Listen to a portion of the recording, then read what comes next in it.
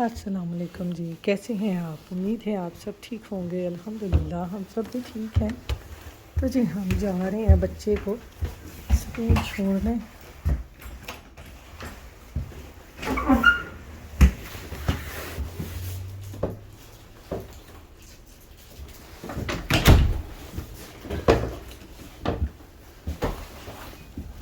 है सर्दी? इतनी तो नहीं है। भाग गई? हाँ, वो फ़ौरन भाग जाती हैं।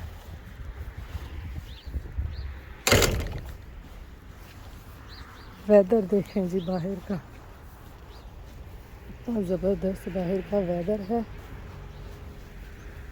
सूरज डिम डिम निकल रहा है। वो देखें भाग रही है गुलहरी, वो गाड़ी के नीचे चली गई थी। वो गाड़ी के नीचे चली गई थी। सूरज देखे कितना खूबसूरत लग रहा है सुबह सुबह। अब बच्चा सुबह सुबह खा रहा है चॉकलेट।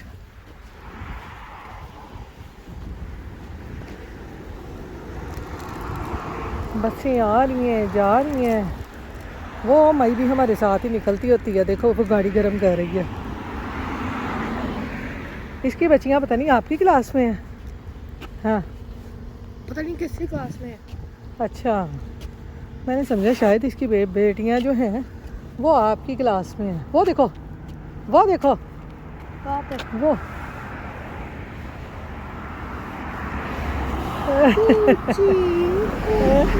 वो बिलो बैठी हुई है। वो देखिए बिल्ली वहाँ पे बैठी हुई है खिड़की में।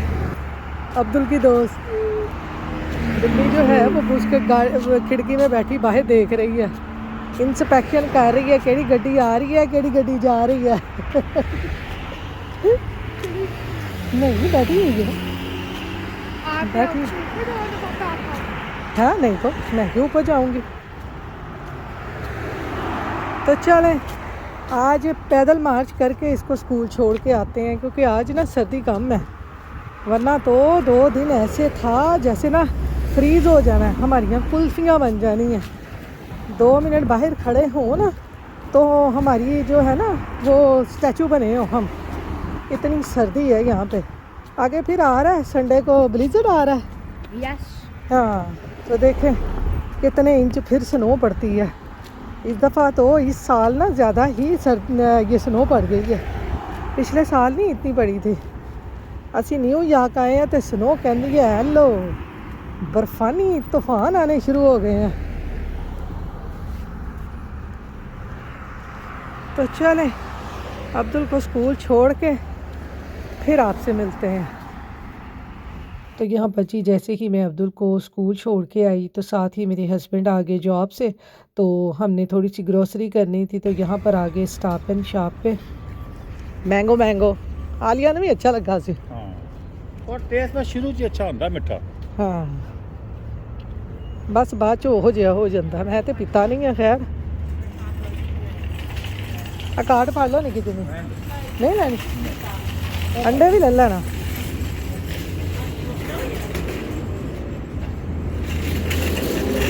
यहाँ से लेते हैं अपनी रेडी, फिर चलते हैं अंदर। ऐसे ये फ्री दे रहे हैं, बाय 2 गेट 1 फ्री। इतने कुछ फ्री नहीं जे होंदा, इतने कुछ फ्री नहीं जे होंदा।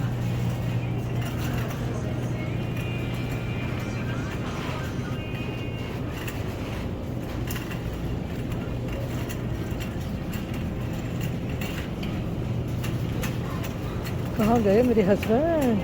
केले उठाने गए होंगे यकीनन। देखे मैंने कहा था ना केले उठाने गए हैं।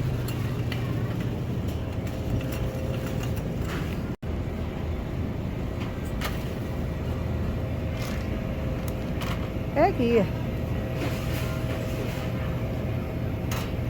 अखरोट। अखरोट महंगे है, $7.5 का पैकेट।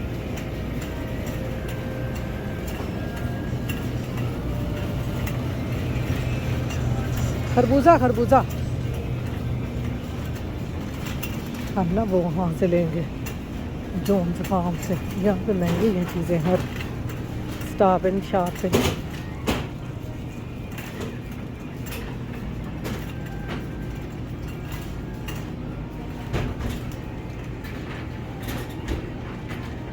कितने हैं पानी? एक ही वो ख़त्म होने वाला है, वो भी हाँ ख़त्म होने वाला है। केले उठाओ।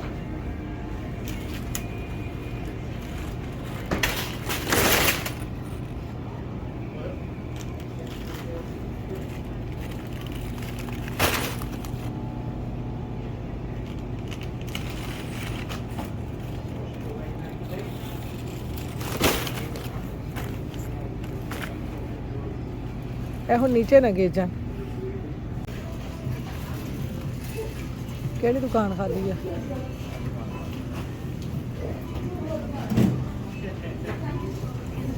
वो बंद है? मैं क्या ओली बंद है? जिथे बत्ती जल्दी होंगी ना वही ओपन होगी। तो यहाँ पर जी पानी और जूस हमने ले लिया है। स्पेशली हम इस जूस के लिए आए थे। उस दिन हम ना ये जूस लेके गए थे तो अब्दुल को ना बहुत पसंद आया था। तो फिर आपको पता है कि बच्चों को जब चीज़ कोई पसंद आ जाती है ना तो बच्चे फिर बार बार उसकी डिमांड करते हैं कि हमें वही जूस ला के दें। तो अब्दुल को यहाँ पर ये मैंगो जूस पसंद आया था। जैसे पाकिस्तान में वो शज़ान का मैंगो जूस नहीं होता, पाकिस्तान में तो खैर वो मैंगो वाली बोतलें भी मिलती होती थी, बड़ी मज़ेदार होती थी वो। बस जी अपने वतन की चीज़ों का ना मज़ा ही कुछ और है कि एक एक चीज़ यहाँ पर परदेश में बैठे हुए ना हमें याद आती है। तो खैर यहाँ पर आ गए थे हम घर। घर आके मैंने जल्दी से बनाई अपने लिए चाय और साथ में ना मैं ये केक रस का नाश्ता करने लग गई, क्योंकि यहाँ पर ना तकरीबन ये 12 बजे का टाइम हो गया था। तो मैंने कहा चलें हल्का फुल्का नाश्ता करते हैं, फिर बनाते हैं खाना और फिर खाना खाएंगे। तो यहाँ पर आज खाने में मैं बनाने लगी हूँ ये हलीम शान की इजी क्विक। ये इजी क्विक जो है ये पाउडर फॉर्म में होती है और एक इसमें होती है जो कि दालों वाला भी होता है। मैंने दालों वाला ना काफ़ी अच्छा हो गया, बनाया ही नहीं है, वो भी अब बनाऊंगी। अब तो अब्दुल बड़ा हो चुका है, तो जब छोटा था ना तो मैंने वो दालों वाला बनाया था। तो दालों को बॉईल करके मैंने उसको ग्राइंड किया तो मेरा जो ब्लेंडर है उसका ढकना उड़ गया, तो हलीम जो थी सारी वो इधर उधर बिखर गई। तो उसके बाद नहीं मैंने बनाया। तब से मैं ना ये पाउडर वाला जो पैकेट होता है ना तो मैं यही हलीम ला के अब ज़्यादातर बनाती हूँ। तो किसी दिन मैं वो दालों वाला भी बनाऊँगी। तो खैर यहाँ पर ये मेरे जो कंटेनर थे ये ज़ीरे वाला और सूखे धनिए वाला ये भी ख़त्म हो गए थे। तो मैंने कहा चलें साथ साथ इनको भी फिलअप कर लेते हैं, जितना को होता है उसमें डाल लेती हूँ। फिर इस तरह पैकेट को अच्छी तरह से बंद करके उसके ऊपर ना ये रबड़ बैंड चढ़ा देती हूँ। ये जो रबड़ बैंड है ना यहाँ पर ना हमें ये धनिए के ऊपर पुदीने के ऊपर चढ़ाए होते हैं उन्होंने, तो मैं उनको फेंकती नहीं हूँ, मैं इस तरह से ना इनको रख लेती हूँ। और जब इस तरह से कोई भी चीज़ इस तरह पैकेट में हो ना, बंद करने के लिए कुछ ना हो, तो इनको अच्छी तरह से बंद करके ना तो रबड़ बैंड इसके ऊपर चढ़ा देती हूँ। तो इससे जो चीज़ें हैं ना ये ख़राब नहीं होती। खैर हमारे तो यहाँ पर आपको पता है कि ये जो चीज़ों में कीड़ा वगैरह लग जाता है, पाकिस्तान में दालें हों और इस तरह की ख़ास तौर पर मसाले भी हों उनमें भी कीड़ा लग जाता था। लेकिन यहाँ पर जब से मैं आई हूँ ना अमेरिका में, तो दालें ऐसे ही पैकेटों में पड़ी रहें, मसाले पड़े रहें, तो कभी ऐसा नहीं हुआ कि इनको कीड़ा लग जाए। लेकिन यहाँ पर कभी भी इन चीज़ों को ना कीड़ा नहीं लगा। तो पता नहीं अब पाकिस्तान में मुझे लगता है मॉइस्ट ज़्यादा है, क्योंकि मॉइस्ट की वजह से ही दालें और ये मसाले वगैरह ख़राब होते हैं। और हमारे सर्दियों में तो घरों में हीट चलती है, शायद हीट की वजह से ही कीड़े इनमें नहीं पैदा होते। वरना पाकिस्तान में बड़ा मसला होता था कि जब भी मेरी अम्मी दालें और ये मसाले वगैरह बहुत ज़्यादा ले आती थी ना तो उनमें बहुत ही ज़्यादा छोटे छोटे से कीड़े लग जाते थे। तो खैर मैंने तो कंटेनर अपने जो है ना वो फिलअप कर लिए हैं। सूखा धनिया मेरा ग्राइंड करने वाला था, वो भी मैंने ग्राइंड करके कंटेनर में डाल दिया और जो बाकी पैकेटों में बचे थे उनको अच्छी तरह से बंद करके रबड़ बैंड चढ़ा के उनको मैंने अलमारी में रख दिया है। तो मैं ऐसे ही जब ख़त्म होते हैं ना थोड़े थोड़े तो इसी तरह से पैकेट निकाल के अपने कंटेनर फिलअप कर लेती हूँ। तो खैर यहाँ पर अब मैं बनाने लगी हूँ हलीम के लिए चिकन का मसाला, क्योंकि मैं यहाँ पर ना चिकन की हलीम बना रही हूँ। वरना तो बीफ की हलीम और मटन की हलीम बहुत मज़े की बनती है, लेकिन मेरे घर में ना चिकन की हलीम जो है ना वो ज़्यादा पसंद की जाती है। तो आज यहाँ पर ना हलीम बनाने के लिए मैंने बोन वाला चिकन यूज़ किया है, वरना मैं अक्सर औकात ना ये बोनलेस चिकन की हलीम बनाती हूँ। तो मैंने कहा चलें आज ना बोन वाले चिकन की हलीम बनाते हैं।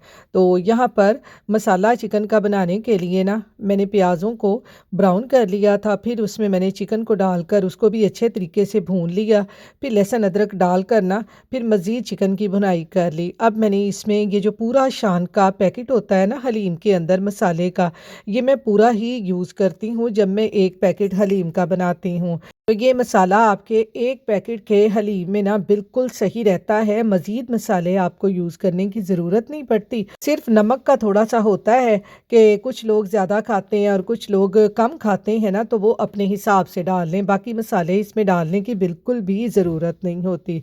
तो यहाँ पर चिकन को मैंने पकने के लिए रख दिया है और दूसरी तरफ आज मैं बनाने लगी हूँ हलीम इधर इंस्टेंट पॉट में।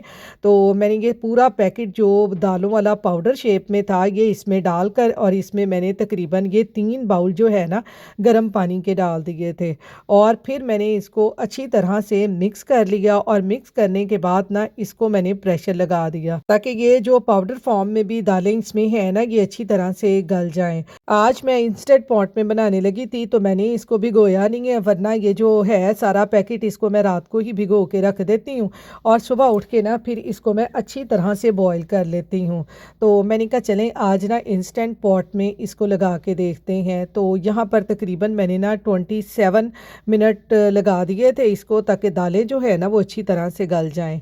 तो यहाँ पर ना जैसे ही मैंने इसको ऑन किया 5-6 मिनट के बाद ही ना तो साथ ही इसमें फूड बर्न का ना वो मैसेज आने लग गया। इस तरह से जब दालें इसमें हल्की फुल्की लगती हैं ना, सालन कोई सा भी हो, तो साथ ही ना जो ये इंस्टेंट पॉट है वो फूड बर्न का जो है वो मैसेज देने लग जाता है। मैंने कहा ये ले जी काम हो गया मेरा, मैंने इसमें से निकाल दिया इंस्टेंट पॉट में से। हाँ अगर दालें हो ना शायद उसकी जो हलीम है ना वो इंस्टेंट पॉट में बन जाए। अगर ये जो आप पाउडर फॉर्म में ये बना रहे हैं ना ये दालें साथ ही नीचे लगना शुरू हो जाती हैं और इंस्टेंट पॉट जो है ना वो आपका फिर काम नहीं करता। तो खैर मैंने फिर इंस्टेंट पॉट को खाली कर दिया, मैंने कहा ये ना हो के ज़्यादा ही जल जाए। मैंने इसको ना सारे बैटर को मैंने निकाल के ना ये पतीले में डाल दिया और पकने के लिए रख दिया है। और दूसरी तरफ देखें चिकन भी मेरा अच्छे तरीके से गल गया है और इस तरह से अब मैं इसके रेशे रेशे कर लूँगी और जो इसमें बोन्स वगैरह हैं ना उनको सेपरेट कर दूँगी। तो इस तरह से ना ये हलीम बहुत ही मज़े की बनती है। ये देखें इस तरह से इसमें से बोन जो है वो अलहदा कर लें और जो चिकन है उसके रेशे रेशे अलहदा कर लें। तो यहाँ पर देखें जी, यहाँ पर ना बस काम इंसान कहे ना जल्दी हो जाए वो काम लंबा ही हो जाता है। तो यहाँ पर मेरे साथ भी ऐसे ही हुआ, जैसे मैं चिकन के ये रेशे रेशे कर रही थी साथ ही जो हलीम थी उसने उबालियाँ मार के ना वो बाहर आ गई। तो चूल्हा कहने लगा कि तुसी कल ही हलीम खाओगे, मैं क्यों ना खावा। तो यहाँ पर ये देखें मेरा सारा चूल्हा जो है ना वो हलीम से भर गया और ये इलेक्ट्रिक चूल्हा है, इसको आपको पता है साफ़ ना करें तो जैसे ही हम चूल्हा जलाएंगे तो चूल्हा जो है ना वो बिल्कुल जल जाएगा और फिर हमारे लिए ना ज़्यादा ही काम हो जाएगा। तो मैंने कहा पहले चूल्हे को साफ़ करते हैं फिर दोबारा से हलीम को पकने के लिए रखते हैं। तो यहाँ पर चूल्हा अच्छी तरह से साफ़ करके हलीम को मैंने अच्छी तरह पका लिया था। तो यहाँ पर ये देखें हलीम मेरी पक चुकी है। अब इसको लगाते हैं तड़का, फिर आपको हलीम की लुक दिखाती हूँ। तो मैं यहाँ पर हलीम को तड़का लगाती हूँ प्याज़ों का। कुछ लोग ना हलीम को जो तड़का है ना वो अदरक और प्याज दोनों का लगाते हैं। तो आप लोग हलीम को तड़का किस चीज़ का लगाते हैं मुझे कमेंट बॉक्स में ज़रूर बताइएगा।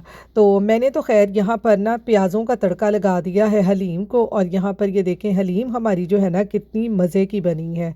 हलीम हमारी तैयार हो गई है। हलीम जैसे ही तैयार हुई मुझसे तो रहा नहीं गया, मैंने तो ना साथ ही ये पैकेट वाले नान अपने लिए गर्म किए, हलीम के ऊपर डाले थोड़े से लवाजमात, थोड़ी सी सब्ज़ मिर्चें और अदरक।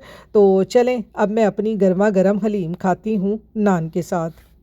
तो यहाँ पर जी खाना खाने के बाद ना अब मैं निकालने लगी हूँ यहाँ पर अनार। ये सुबह हम ना स्टॉप एंड शॉप से ये अनार लेके आए थे। आजकल ना यहाँ पर ये बड़े ही ज़बरदस्त ये अनार आए हुए हैं, ये रेड रेड कलर के, जिन्हें पाकिस्तान में ना कंधारी अनार कहते थे। लेकिन पाकिस्तान में जो कंधारी अनार होते थे ना वो थोड़े से ना खट्टे खट्टे होते थे, लेकिन यहाँ पर ये जो अनार है ना ये बहुत ही मीठे होते हैं और इतने मज़े के होते हैं ना, मैं आपको क्या बताऊँ। और स्पेशली यहाँ पर ना ये जो अनार है ना ये सर्दियों में ही ज़्यादातर होते हैं। गर्मियों में जो अनार होते हैं ना वो बहुत ज़्यादा अंदर से ख़राब निकलते हैं, लेकिन सर्दियों में ये जो अनार है ना ये बड़े यहाँ पर मज़े के होते हैं। तो अनार हमेशा ना एक पूरा खाना चाहिए, क्योंकि कहते हैं कि इसमें ना एक दाना ऐसा होता है जिसमें 100 बीमारियों का इलाज होता है। तो वैसे तो अनार के लिए आपको पता है कहावत मशहूर है कि एक अनार 100 बीमार तो वो 100 बीमार का हाल ये है कि इसमें एक दाना ऐसा होता है कि जिसमें 100 बीमारियों का इलाज होता है। तो इसलिए जब भी अनार खाएं पूरा अनार खाएं, क्योंकि आपको पता है कि ये तो गैब का इल्म है और अल्लाह ताला ही बेहतर जानते हैं कि इसमें वो कौन सा दाना है। तो खैर देख लें, अल्लाह ताला ने जो भी चीज़ पैदा की है उसमें इंसान के लिए कुछ ना कुछ शफा ज़रूर पैदा की है। तो इसलिए ना अनार जो है वो पूरा खाना चाहिए। तो हमारी अम्मी तो इसी तरह से कहा करती थी, और साथ में जब भी हमने केले खाने तो हमारी अम्मी ने कहना कि केला एक नहीं 2 खाने चाहिए, क्योंकि सेहत के लिए ना वो बहुत अच्छे होते हैं। तो बस आपको पता है ये बड़ों की बातें हैं, उन्होंने भी अपने बड़ों से सुनी हुई थी और फिर उन्होंने हमें बताई, और हम आजकल अपने बच्चों को बताते हैं जो हमने अपने माँ बाप से सुना। तो बस आपको पता है कि ये सिलसिला आगे से आगे चलता ही रहता है। आज हम अपने बच्चों को बताते हैं, कल बच्चे अपने बच्चों को बताएंगे, तो इस तरह से ये काम ऐसे ही चलता रहेगा। तो खैर यहाँ पर हमने लालो लाल अनार निकाल लिया है। ये देखें कितना ज़बरदस्त रेड रेड सा अनार है। तो चलें अब हम खाते हैं अनार। इसके साथ ही अपने व्लॉग का एंड करती हूँ। अल्लाह हाफिज़।